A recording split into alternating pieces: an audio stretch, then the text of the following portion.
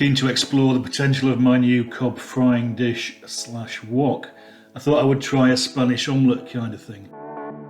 This first attempt reminded me that overthinking and overcomplicating cooking means I generally end up with something that's okay but probably not worth the time and the effort.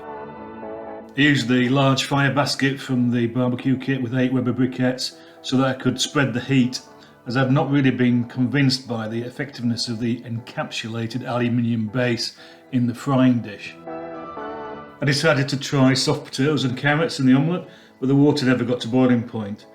But that said, it did cook them, and I then added the ridiculous amount of food I prepared to fry. 20 minutes after that, the cheese, eggs and tomatoes went in. 25 minutes later, it was all done. However, the bottom of the omelette had burned on the dish. So what did I learn? Well, 1, use fewer ingredients. There's absolutely no need to boil the potatoes and the carrots. Use fewer briquettes, it was too hot at the end, and condition the dish with oil like a wok. That said, the omelette tasted really good, and the other half was even better eaten cold the next day.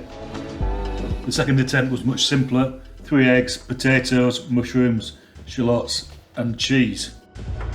I used 6 Weber briquettes, which took the usual 25 minutes to go grey, and then used sesame oil to glaze the frying dish with the lid on for 20 minutes. Then it was business as usual, plenty of olive oil and the potatoes in for 12 minutes, followed by the onions and mushrooms for 10 minutes, always with the lid on. Eggs and cheese took another 12 minutes with the lid on. The omelette did stick to the bottom of the pan a bit, so I need to do a better job with glazing the dish with oil. But I reckon there was probably at least one more omelette left in the charcoal, so it's all good.